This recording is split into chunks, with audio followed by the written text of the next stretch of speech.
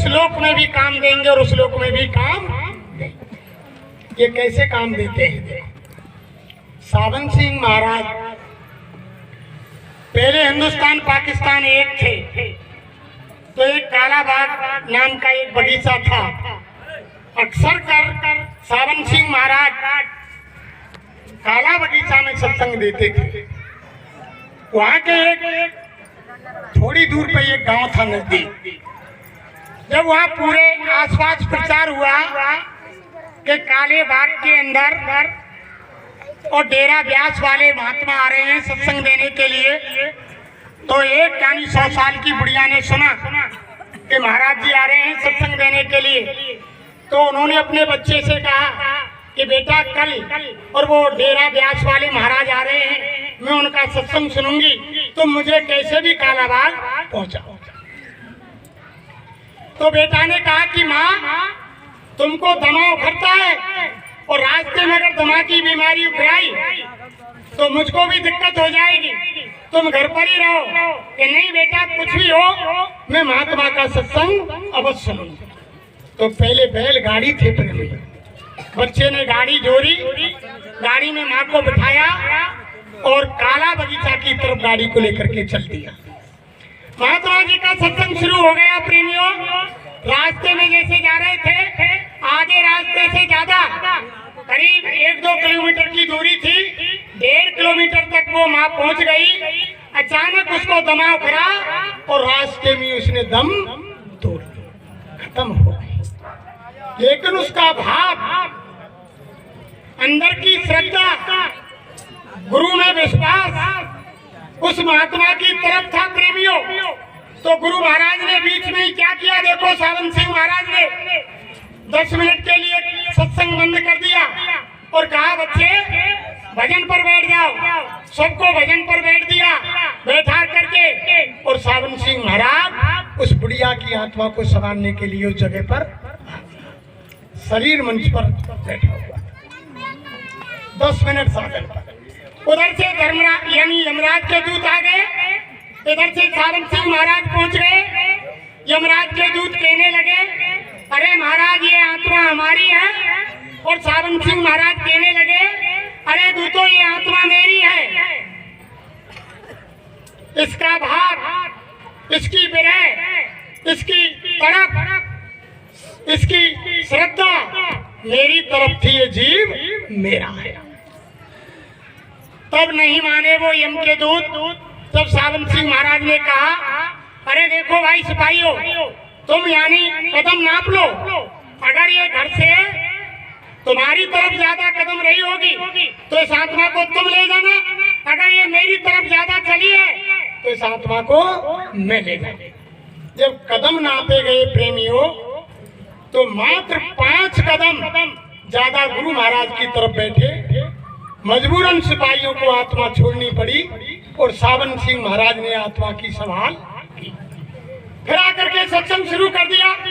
सत्संग समाप्त होने के बाद जब कुछ प्रेमियों ने पूछा, जो मुख्य लोग थे जो सावन सिंह महाराज के नजदीक रहते थे, उन्होंने पूछा अरे गुरु महाराज तुम ये बताओ कभी भी बीच में तुम ध्यान भजन पर नहीं बैठाते थे, आज तुमने 10 मिनट के लिए बीच में सत्संग बंद करके और भजन पर क्यों बैठा रहा? तो सावन सिंह ने महाराज ने कहा अरे बच्चा छोड़ो। तो नजदीक रहने वाले लोग जिद पड़ गए कि नहीं नहीं गुरु महाराज कोई ना कोई तो कारण अवश्य है, आज तक तुमने नहीं किया, बताओ। तब सावन सिंह महाराज ने पूरी कहानी बताई। ऐसे ऐसे 100 साल की बुढ़िया मेरे सत्संग के लिए आ रही थी, बड़ा भाव था, मन में भय थी, बीमार थी, फिर भी यानी भाव के कारण मेरे यहाँ चली आ रही, और रास्ते में सांसों की पूंजी खत्म हो गई और दम तोड़ दिया। उधर से यम के दूत आ गए, इधर से मैं भी 10 मिनट के लिए तुम्हें भजन पर बैठा के आत्मा को लेने के लिए चला। ऐसे होते हैं प्रेमियों, ये हर समय जहाँ भी तुम इनको याद करोगे, हर समय तुम्हारी संभाल करेंगे हर जगह। गुरु महाराज ने मन से कहा अरे बच्चे बच्चियों, किसी भी यानी जीवात्मा किसी भाई बहन की यानी बम्बई कलकत्ता में निकल रही है और स्वामी महाराज बोले कि मैं सत्संग मथुरा में दे रहा हूँ, तो किसी भी धर्मराज यमराज के दूत की औकात नहीं कि मेरी जीव की आत्मा से हाथ मैं ही उसकी संभाल करूंगा, कोई उससे छूने वाला नहीं। ये वो शक्ति है प्रेम। तभी तो यानी महात्मा कहते हैं, यानी हमारी रामायण कहती है कि गुरु बिन भवनित तरे न कोई, जो ब्रंश शंकर सम होई। बिना गुरु के किसी की मुक्ति नहीं है। चाहे इतना पावर ऑटोमेटिक हो जाए कि आँख का यानी पलक फिरे, इतनी देर में ब्रह्मा की तरह सारी सृष्टि की रचना कर दे, इतनी देर में शंकर की तरह सारी सृष्टि का संहार कर दे, फिर भी बिना महात्माओं के मुक्ति नहीं। अभी तो कहा है कि राम कृष्ण से कौन बढ़, और जिन्ने हूँ गुर कीन, और 3 लोग के अधिपति और गुरु आगे। यानी गुरु की आज्ञा में रहे, गुरु के आदेश का पालन किया। उनकी माँ कौशल्या को शंका हो गई।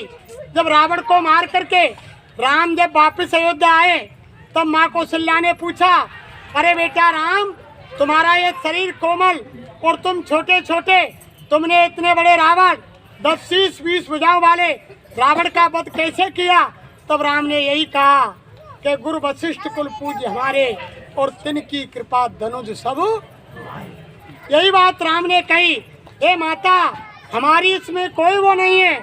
हमारे जो कुल के पूज्य यानी वशिष्ठ जी महाराज हैं, वो हमारे गुरु हैं। उनकी दया मेहर से हमने राक्षसों का, रावण जैसे राक्षसों का विनाश किया।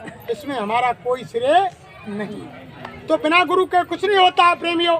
लेकिन गुरु यानी गुरु में भी भेद होता है प्रेमियों। जब तक सच्चा गुरु नहीं मिलेगा, रामायण में ही साफ गोसाई महाराज ने लिखा है कि गुरु शिष्य धन हरई, शोक न हरई, सो गुरु घोर नरक में। यानी शिष्यों के धन का शोषण तो करता है कि बार बार लाओ दक्षिणा, लाओ पैसा लाओ, लेकिन उनका शोक संताप कि मनुष्य शरीर किस लिए मिला है, और यानी इसकी आत्मा का कल्याण कैसे होगा, और ये अपने घर आत्मा कैसे जाएगी, उसकी बात को नहीं सुनता है। तो रामायण में आगे क्या लिख दिया कि गुरु अंध बधिर कर चेला, एक नहीं सुने एक नहीं देखा, अंधो गुरु और भैरव चेला, और 2 नरक में ठेलम। दोनों को नरक जाना पड़ेगा। अगर सच्चा गुरु नहीं मिला, हम आपके गांव यानी कुंडल आए राजस्थान से चल करके, जिन भाइयों से हमने रास्ता पूछा वो कुंडल को जानते थे, यहाँ आते जाते रहते थे। उन्होंने हमको साफ बता दिया कि तुम भरतपुर से आगरा यानी फोर्ट आ जाओ, और आगरा फोर्ट से बिजली घर चौराहे से और कुंडल के लिए बस आती है, और तुम बस अड्डे पर उतर जाना, हम आपको वहाँ मिल जाएंगे। तभी तो उन्होंने रास्ता बताया जब वो कुंडल के रास्ते को जानते थे।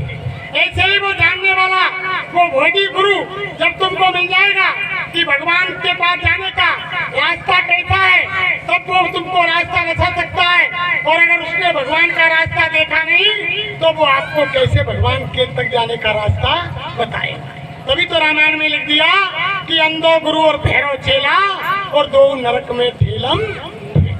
दोनों को नरक जाना पड़ेगा। तभी तो कहा है कि जब तक गुरु मिले नहीं साचा, और जब तक गुरु करो 10 पाचा।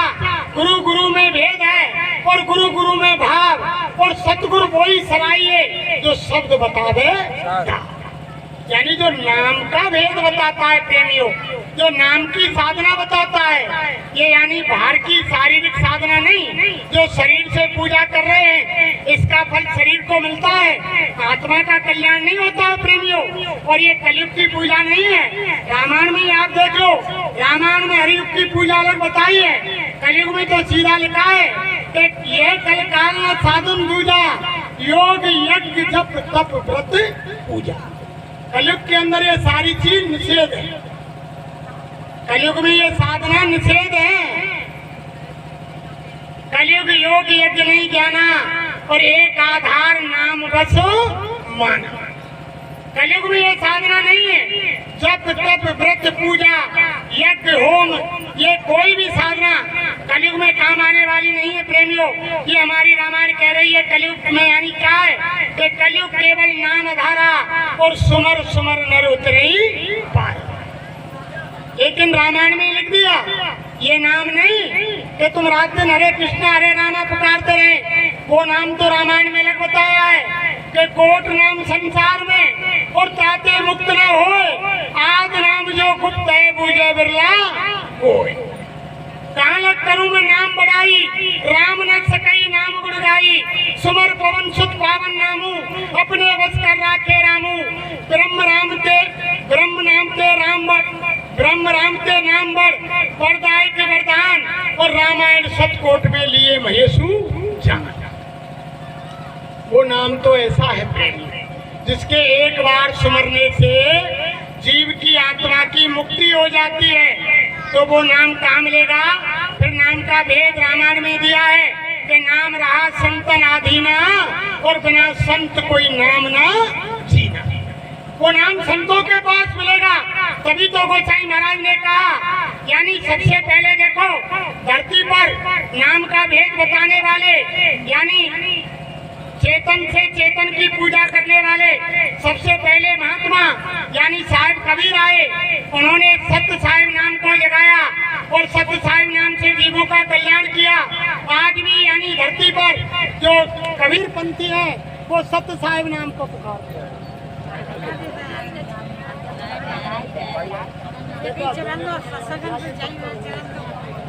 सत्य साहिब नाम को पुकारते हैं। उसके बाद धरती पर गुरु नानक साहब आए। गुरु नानक साहब ने वाहेगुरु नाम को जगाया, वाहेगुरु नाम में पावर डाला, वाहेगुरु नाम को सिद्ध किया। आज भी नानक पंथी वाहेगुरु नाम से पुकारते हैं। उसके बाद धरती पर गोसाई महाराज आए, जिन्होंने राम नाम को जगाया और राम नाम में पावर डाला और राम नाम से जीवों का कल्याण कराया। और लेकिन उन्होंने क्या कहा प्रेम, कि एक राम दशरथ का बेटा और एक राम घट घट में बैठा और एक राम का सकल पसारा और एक राम इन सबसे। गोसाई महाराज ने कहा कि मैं इस राम की बात नहीं कर रहा हूँ, उस राम की बात कर रहा हूँ। चारों जग में राम है, तीन राम व्यवहार, एक राम निस्सार है, ताको करो विचार। गोसाई महाराज ने सीधा कहा कि मैं उस राम की बात कर रहा हूँ। उन्होंने चार राम सीधे बताए कि एक राम दशरथ का बेटा, एक राम घट घट में बैठा और एक राम का सकल पसारा और एक राम इन सबसे, उन्होंने सीधा बताया। उसके बाद आपके यानी बिल्कुल नजदीक आगरा में शिवदयाल जी महाराज आए। उन्होंने यानी राधा स्वामी नाम में पावर डाला और राधा स्वामी नाम से जीवों का कल्याण कराया। आज भी राधा स्वामी मत के लोग राधा स्वामी नाम पुकारते हैं।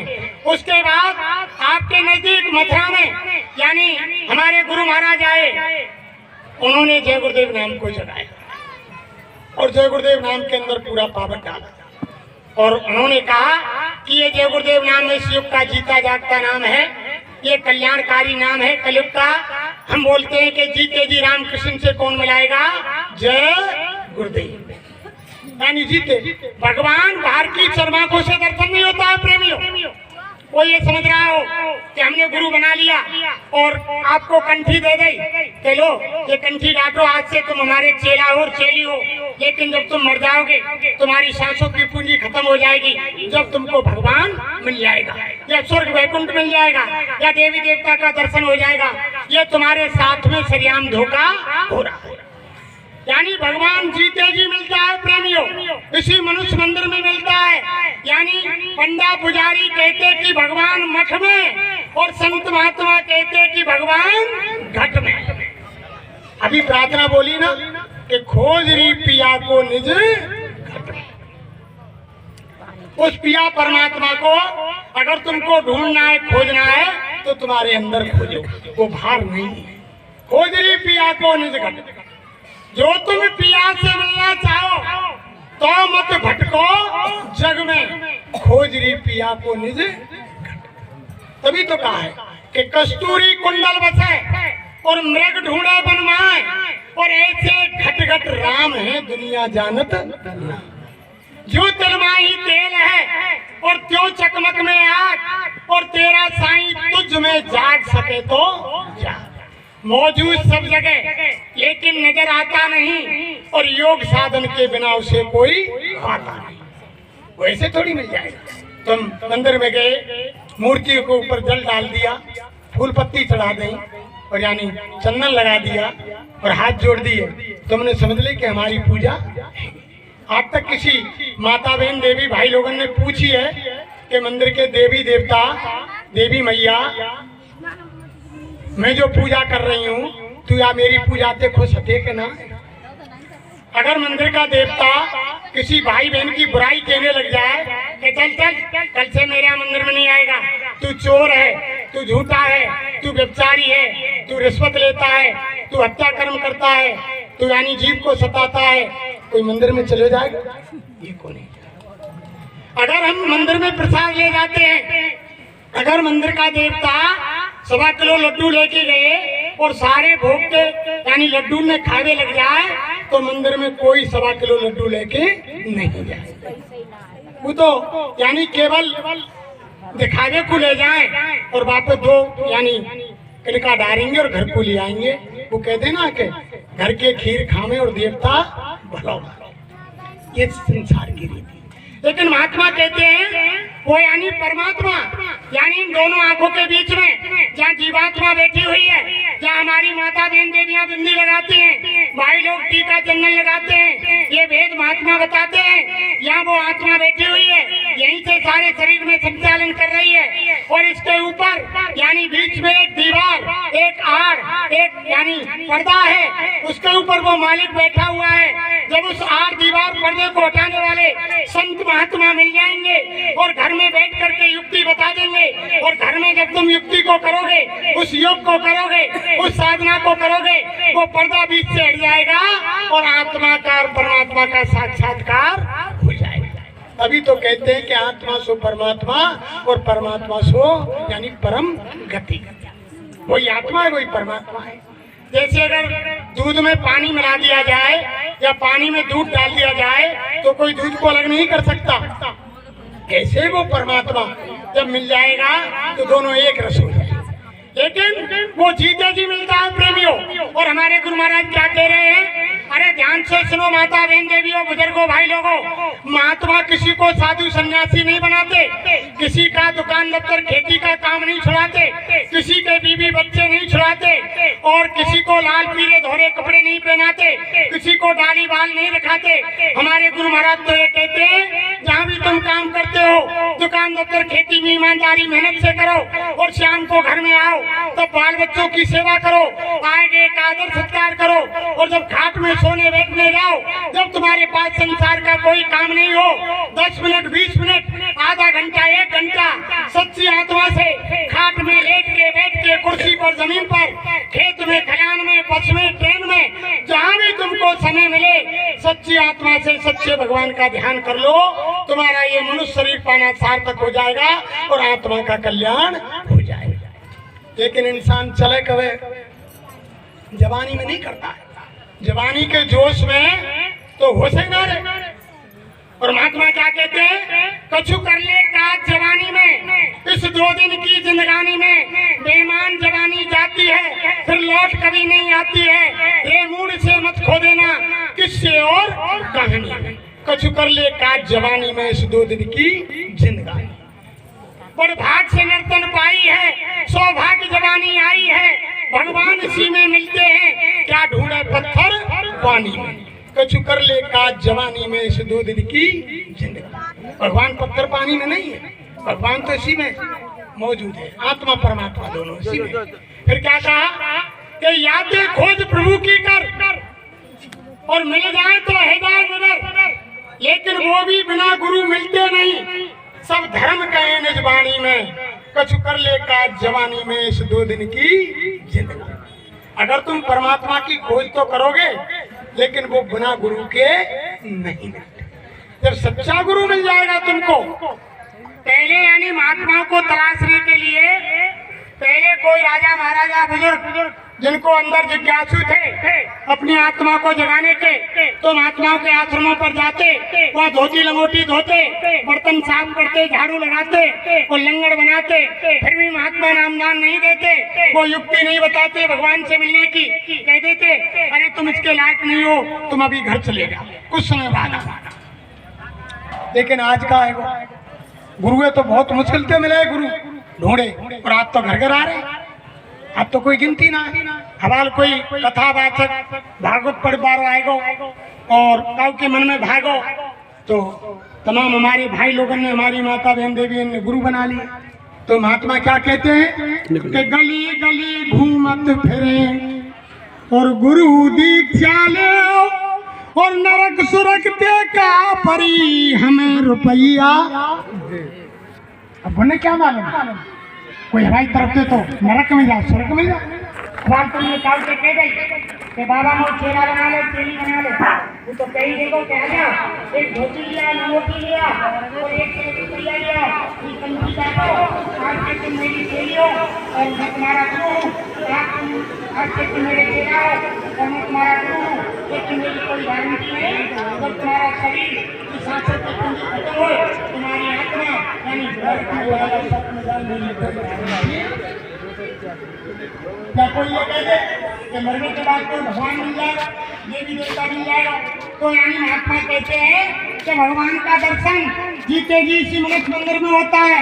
जिन यानी भाई बहनों ने भगवान को जीते जी इसी मनुष्य मंदिर में देखा, वो अपनी धर्म पुस्तकों में लिख गए और छाती ठोक कर कहा कि जीते जी भगवान को मैंने इसी मनुष्य शरीर में देखा। जैसे मीराबाई, माता बहन देवियों में सेजो भाई और तमाम यानी धरती पर इतने संत महात्मा फकीर आए जिनकी कोई गिनती नहीं। सबने छाती ठोक कर कहा कि भगवान को मैंने देखा। लेकिन भगवान मिला कब? मीराबाई ने जब संसार को त्याग दिया, राजपूत घराने की, क्षत्रिय घराने की महारानी थी, जब राज खजाने पर ठोकर लगा दी, राज परिवार को ठुकरा दिया, जब जाकर के भक्ति हुई।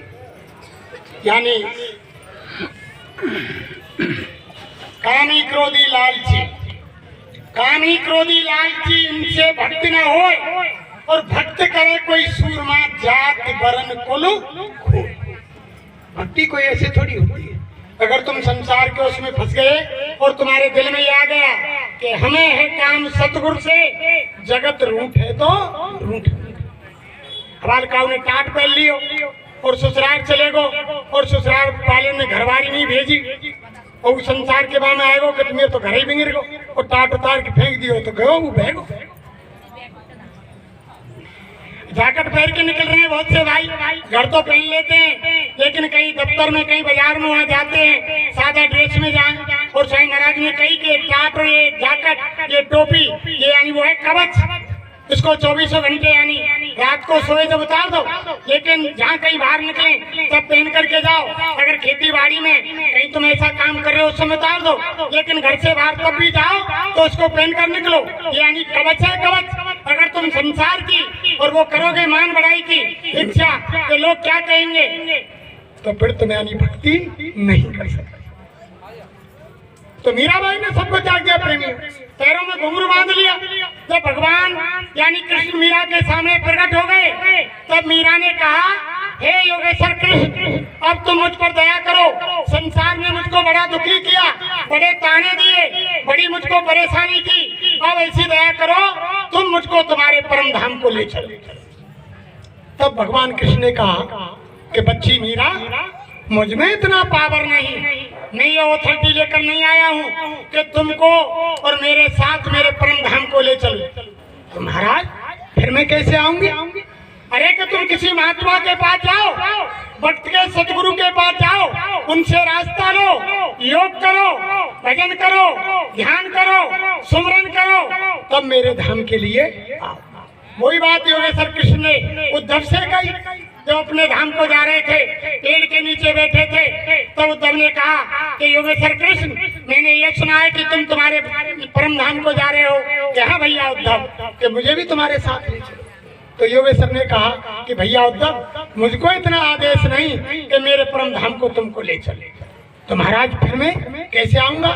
कि तुम भद्र का धाम चले जाओ और भक्त के ऋषि मुनि महात्मा से और वो योग की क्रिया सीखो और योग करके मेरे परम धाम को आओ। तब उद्धव ने कहा, अरे कि महाराज, तुम्हारे साथ रहते रहते मेरी जिंदगी निकल गई, जवानी से बुढ़ापा आ गया, अब मुझसे कोई योग होता है क्या? तुमने पहले क्यों नहीं बताया कि योग करने के बाद तुम्हारे धाम को जाता है? तब कृष्ण ने कहा कि भैया पूछी तो तेना आज है, तेने पहले कब पूछी मोते कि तेरे साथ चलना है? तू आज पूछ रहा, आज मैं बता रहा हूँ। तुम्हें महात्मा के पास जाना पड़ेगा और योग करना पड़ेगा, तब मेरे धाम को आना पड़ेगा। उद्धव को भी नहीं ले गए, पांडवों को भी नहीं ले गए।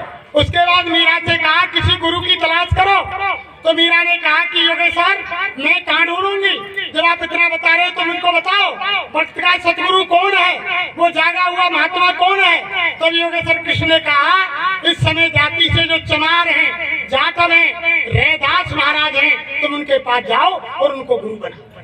जब मीराबाई ने रैदास को गुरु बनाया, अगर संसार की लोक लज्जा करती कि हम क्षत्रिय हैं, राजपूत हैं, मैं जाति के जाटव चमार को गुरु कैसे बनाऊं, तो आज उनका नाम इतिहास में नहीं, उनकी आत्मा भवपार नहीं हुई। जाति के अपमान में डूबे बहुत कुलीन और नीच नीच सब तर गए जो संत चरण लोलीन। जाति के अपमान में सारा संसार डूब गया। तो मीराबाई ने रविदास को गुरु बनाया। जब सच्ची चीज मिल गई, जब उनको ऊपर के मंडलों का दर्शन हुआ, घर में बैठी ऊपर के लोग देवी देवता और यानी ईश्वर ब्रह्म राम कृष्ण और यानी ब्रह्मा विष्णु महेश के लोक में जीते जी जाने लगी।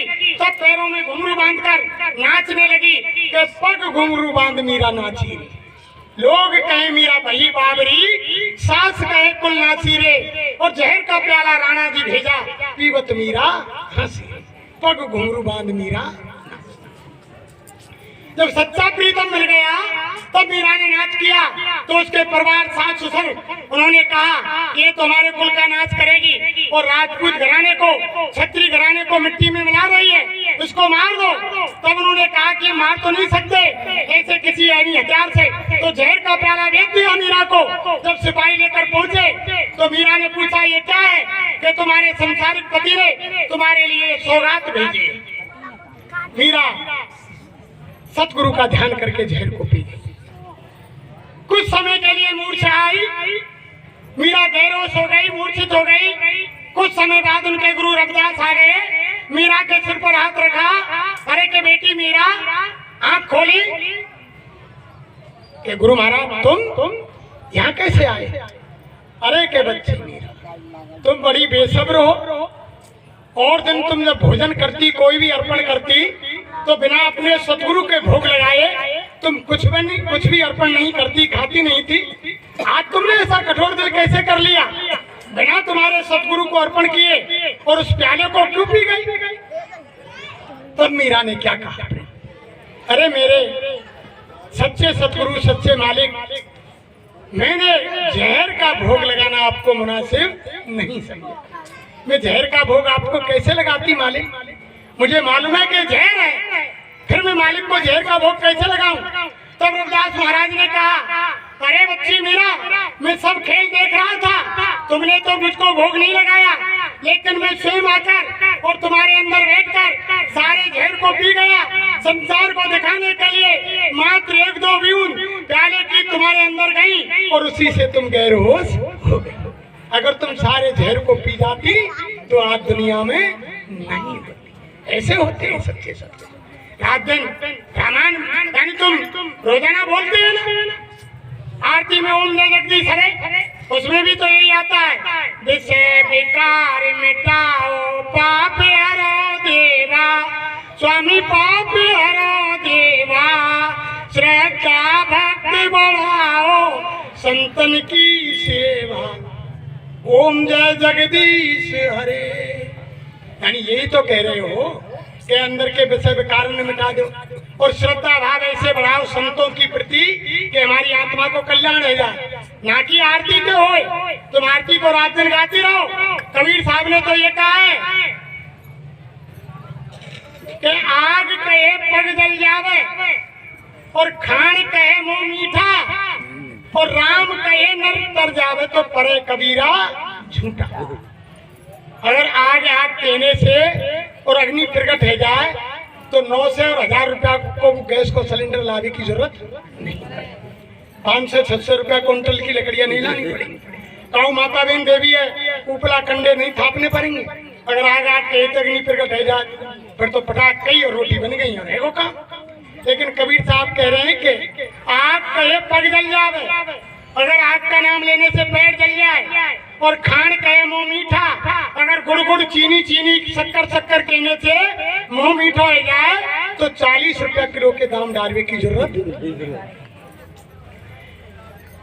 यानी आग कहे पगड़ जावे, खान कहे मुंह मीठा, और राम कहे नर तर जावे तो परे कबीरा झूठा। अगर राम राम चिल्लाने से मुक्ति है जाए तो दुनिया चिल्ला रही है, कैसो कोते कर रो सबके सब पार चले जाते, कोई रहता ही नहीं, सारा संसार ही खाली हो जाता। कोई है ऐसा जो राम के नाम को और कृष्ण के नाम को नहीं लेता है दुनिया में? कोई भी हो, राम नाम सब कोई कहे ठग ठाकुर और चोर, और बिना प्रेम रीजे नहीं नटवर नंद। महात्मा प्यार सिखाते हैं, जब तक हृदय में प्यार नहीं होगा तब तक काम नहीं मिलेगा पड़ेगा। तो ये सारी चीज, और ये रामायण के अंदर भगवान राम ने कहा कि मोर वचन परे चाहे फीका, और संत वचन पत्थर की लीका। यानी महापुरुषों के वचन पत्थर की लीक होते हैं। लेकिन इंसान कब चलता है? देखो धर्म प्रेमियों, आज सत्संग में वे लोग जाते हैं, नौजवान हमारी बहू बेटी तो और नौजवान हमारे बच्चे बच्चियां बहुत कम मिलेंगे कहीं भी। रात दिन गांवों में जगह जगह सत्संग, भागवत, रामायण, तमाम धार्मिक ग्रंथ हो रहे हैं, लेकिन वही लोग जाते हैं जो यानी कोई काम के ना रहे। जैसे पहले समय में देखो, बैल लेकर है ना घर में, बैल जब आके खुर घिस जाए और दांत घिस जाए, जब वो जैसे चारों खावो वैसे ही गोबर के द्वारा निकले, तो बूढ़े बड़े क्या करे कि अभी हमारे काम को नारी, ना तो घर में चले, ना कुआ में चले, ना गाड़ी में चले, तो बाकी नाच जेवरा काट के बाद छोड़ दे। तो क्या कही कि रही ना काऊ दीन की और सेत न कोई ले, और ऐसे बूढ़े बैल को कौन बांध भुस दे, जब बात छोड़ दे। ऐसे इंसान तब चले जब तक जवानी को लटका हो शरीर में, जब तक भगवान की तरफ ना चले। जब चले तो कोई सहारा ना मिले, क्योंकि यह चीज को लाइसेंस तो लेना पड़े ना, यहाँ का उसे मान्यता लेनी पड़े इंसान जब चले। तो लेकिन पूरी याद कब आती है प्रेमियों? जब बुढ़ापो आ जाए, इंसान खाट में गिर जाए, खाट में चल फिर सके ना, बाई में परो रे, जब सारे जीवन की रील सामने आ गया, पूरी जिंदगी की जब से याद समारी बचपन से और अंत तक सारी रील सामने चलेगी कि मैंने क्या क्या किया और मेरे साथ में क्या क्या हो रहा है। ऐसा नहीं करता तो ऐसा नहीं हो। जब याद आ जवानी में ना, जैसे कोई होश को मारे हो, काऊ पे 4 बीघे खेतों, जब ट्रैक्टर ट्रॉली निकाल लाओ लोन पे, अब वहां पे लोन नहीं भरो, ट्रैक्टर निकालो, ट्रॉली निकाली, तो नई ट्रॉली पे लिखाओ माने जय जवान जय किसान, और छोरान को पीछे को नाम लिखा दियो रिंकू और पप्पू फलानी मेल, आप पीछे लिख दी। और जब लोन नहीं चुके पाओ, किस्त ओवरड्यू होने लगी, तो माने खंडा बजरी गिट्टी पारन में चला दियो ट्रैक्टर, तो ट्रॉली झड़झड़ाई गई और ट्रैक्टर झड़झड़ाएगा, और यानी लोन फिर भी ओवरड्यू रहेगा। जब पानी की आइए बेचू जाते पार पर, फिर दोबारा रंग ट्रैक्टर को कराओ, मरम्मत कराई और ट्रॉली को रंग करायो। जब कोई सहारा नहीं मिलो, फिर दोबारा का लिखा हुआ ट्रॉली पे कि भगवान तेरा ही सहारा। जब लिखाओ जब कोई दीन को नहीं, कभी ट्रॉली खत्म है गई, अब कोई मतलब की ना, तब इंसान चलता है प्रेमी। लेकिन महात्मा कहते हैं कि जवानी का काम है, जवानी के जोश में ही भजन होता है प्रेमियों, बुढ़ापे में भजन नहीं होता है। जब भजन पर हम बैठेंगे, हाथ पैरों में दर्द होगा, गर्दन हिलेगी, यानी शरीर दर्द करेगा, तो भजन पर नहीं बैठ पाएंगे। वो भजन थोड़ी है दिल द्वारका मन मथुरा, दिल द्वारका काया काशी जान, मन तो मथुरा में घूम रहो, दिल द्वारका चलेगो, शरीर न तुम्हारे यहाँ में बैठो कुंडौल में, तो वो भजन थोड़ी है। भजन तो एक ऐसी चीज है। तो धर्म प्रेमियों, यानी महात्मा कह रहे हैं कि खराब समय से बचने के लिए आप यानी भगवान का भजन कर लो। उस समय जब वो खराब समय आएगा, उस समय तुम्हारा रुपया पैसा सोना चांदी, बीवी बच्चे घर परिवार नाते रिश्तेदार, उस समय तुम्हारी कोई मदद नहीं करेगा। उस समय केवल मदद यानी कोई भगवान का भजन करेगा। दुनिया में सत्य केवल उस भगवान का भजन है प्रेम। यही बात जो रात दिन हमारी माता बहन देवियां शंकर भगवान को पूजती हैं, जल चढ़ाती हैं। एक दिन पार्वती उमा भवानी ने अपने पति स्वामी और महादेव से पूछा, हे देवों के देव महादेव, स्वामी बताओ इस दुनिया में सत्य क्या चीज है। तब उन्होंने कहा, रामायण के अंदर गोसाई महाराज ने लिखा कि उमा कहूँ में अनुभव अपना और सत्य हरि भजन जगत सब सपना। महादेव ने कहा, हे उमा, हे भवानी, हे पार्वती, हे देवी, मैं मेरा निजी अनुभव कहता हूँ, दुनिया में केवल सत्य है तो सत्य केवल भगवान का भजन, और कोई सुई की नोक के बराबर कोई चीज आपके हमारे साथ जाने वाली नहीं। बता दो कोई लेगो हो आप, इतनी कमाई करते हैं, कोई आज तक का बेटा ने, बहू ने, नाती ने कोई कही होए, बुजुर्गों ने ऋण ऋण के रात दिन कमाया, लेकिन आज तक काऊ ने कही कि हमारे मम्मी पापा जा रहे हैं, इनके कफन में एक जेब बना दो, 10-20 हजार रुपया इनको रास्ता को रख दो, काऊ धर्मशाला में बैठ के भोजन कर लेंगे, नाश्ता ले लेंगे। काऊ धरे नार में डोरा हुए बाबू सुई की नोक की बराबर चीज है। लेकिन हम किस में फंस रहे हैं प्रेमियों? है वो समय 2 बज गए, 10 मिनट में लाता हूँ समय। कर लो। जय गुरुदेव।